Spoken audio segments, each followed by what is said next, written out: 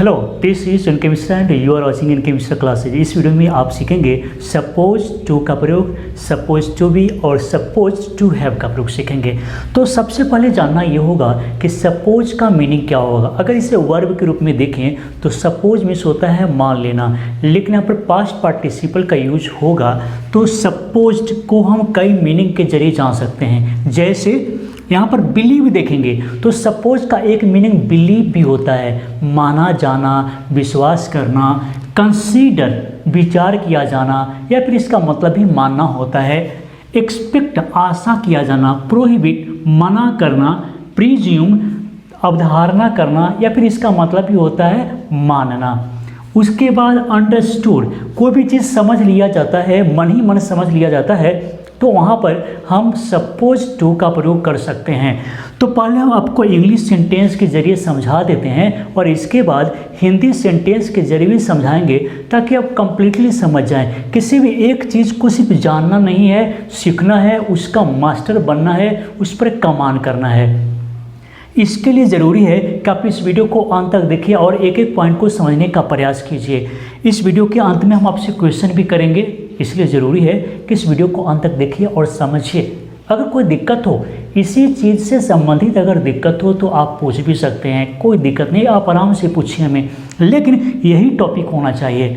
तो सबसे पहले हम देख लेते हैं यहाँ पर, it is believed that God is omnipresent. बिल्कुल करेक्ट सेंटेंस है, लेकिन इसे अगर सपोज टू का यूज करना होगा तो कैसे हम कर सकते हैं। तो पहले हम समझा देते हैं, लिख कर बताएंगे, दूसरे हिंदी सेंटेंस को हम ट्रांसलेट करके बताएंगे।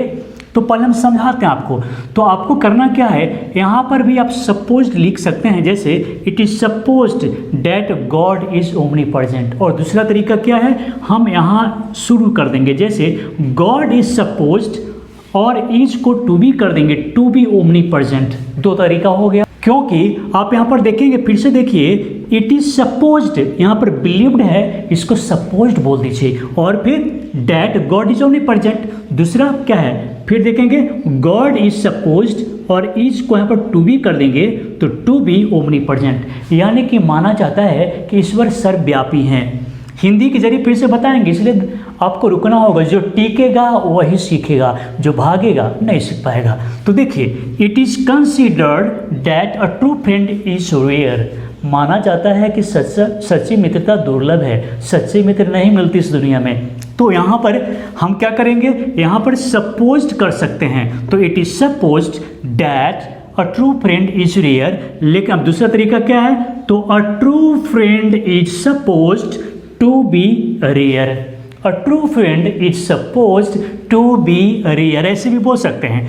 दूसरा क्या है, it is expected that you will come on time. आशा किया जाता है कि आप समय पर आएंगे, आशा किया जाता है। तो फिर आप क्या करेंगे, it is supposed that you will come on time, या फिर डायरेक्ट अगर एडवांस रूप में बोलना चाहते हैं, you are supposed to come on time. Verb यहाँ पर है, अगर ईज आरंभ रहे तो हम टू बी कर देंगे, लेकिन यहाँ पर अगर मेन वर्ब इधर आ रहा है तो हम करेंगे you are supposed to come on time. Will का यहाँ पर कोई मतलब नहीं होगा।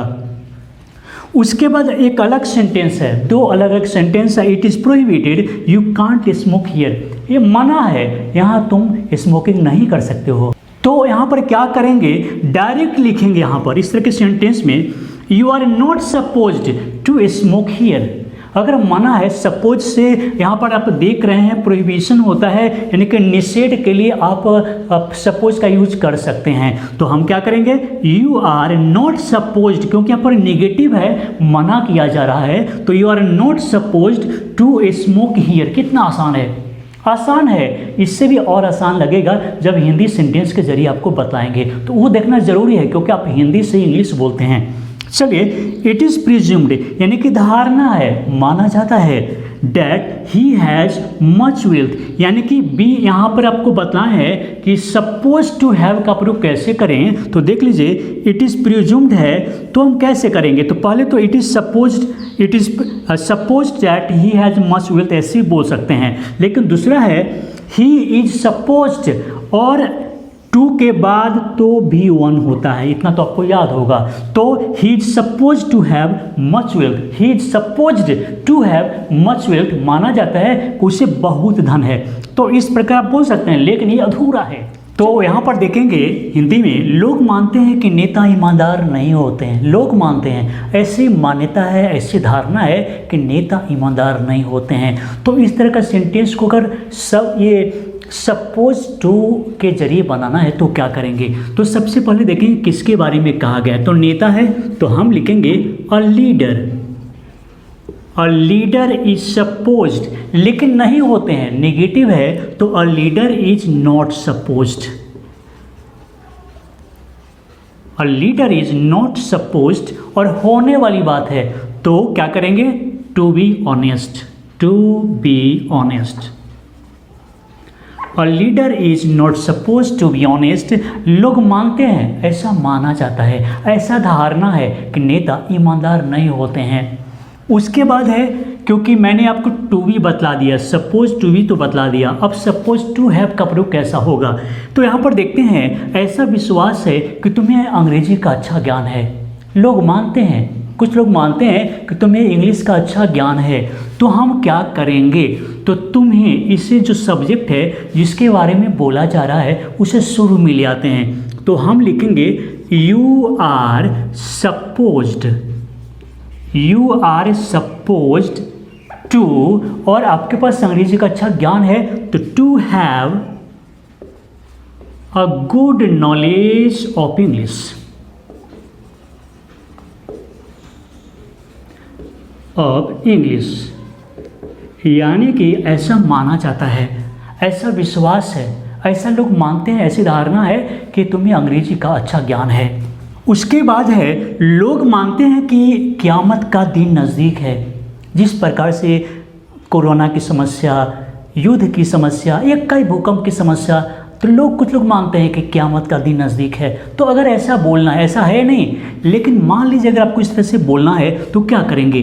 तो क़यामत का दिन का क्या होता है? क़यामत का दिन, तो इसके लिए आप डूम्स डे का यूज कर सकते हैं। तो हम सबसे पहले जिसके बारे में चर्चा किया गया है उसके बारे में लिखते हैं, तो डूम्स डे। और ऐसा मानते हैं लोग, लोग का इंग्लिश नहीं लिखेंगे, बस ये हिडन है, अंडरस्टूड है। तो doomsday is supposed, doomsday is supposed to be, क्योंकि होने वाली बात है, स्टेट ऑफ बीइंग की बात है तो बी लगाना जरूरी है। तो doomsday is suppose to be at hand, at hand miss होता है नज़दीक। उसी प्रकार है, आशा किया जाता है कि तुम समय पर आओगे। हम सामने वालों को बोल रहे हैं कि आशा किया जाता है और आशा है कि तुम समय पर आओगे। तो हम क्या करेंगे? यू, यानी जिसके बारे में चर्चा कर रहे हैं उसे पहले ले आएंगे। तो हम लिखेंगे यू आर सपोज्ड, यानी कि आशा किया जाता है कि, उसके बाद टू कम ऑन टाइम, यानी कि आशा किया जाता है कि तुम समय पर आओगे। अगर वह नेगेटिव बोलना हो कि किसी को आशा नहीं है कि तुम समय पर आओगे, तो you are not supposed to come on time, ऐसे बोल सकते हैं।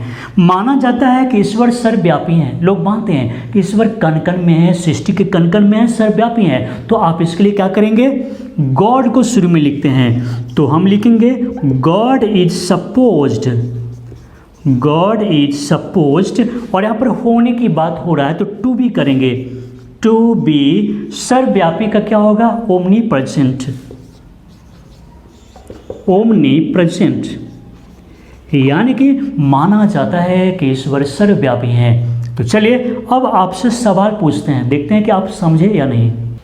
तो आज का सवाल है, ऐसा माना जाता है कि आप बहुत मेहनती हैं, ऐसा माना जाता है कि आप बहुत मेहनती है। तो सपोज टू का प्रयोग करके आप इसे कैसे इंग्लिश में बोल सकते हैं, अभी हम देख लेते हैं। लेकिन याद रखें, जब भी मैं आपको कुछ भी बताता हूं तो गौर से देखिए, समझिए और हमारे पूछे गए सवाल का जवाब ज़रूर दीजिए। और आप किस राज्य से हैं ये ज़रूर लिखिए। मुझे अच्छा लगता है कि आप कहाँ से ये जानकर, अगर किसी दूसरे देश से हैं, आप इंडिया के किसी भी राज्य से हैं, तो तो आप ज़रूर लिखिए, क्योंकि हम आपको जानते हैं आप कहाँ से हैं, तो हमें अच्छा लगता है। और रेगुलर आप कमेंट करते हैं तो आपका नाम तक मुझे याद रहता है। कई ऐसे दोस्तों को मैं जानता हूँ जो 2-3 साल से, यानी कि 2 साल से, तो वो रोज़ हर एक वीडियो पर कमेंट करते ही हैं, पूछे गए सवाल का जवाब देते ही हैं। तो मुझे बहुत ही अच्छा लगता है और उन लोगों से मिलना चाहता हूँ। जब भी मौका मिलेगा तो मैं आप लोगों से ज़रूर मिलूँगा, बस एक और मौका तो मिल जाए। तो चलो दोस्तों,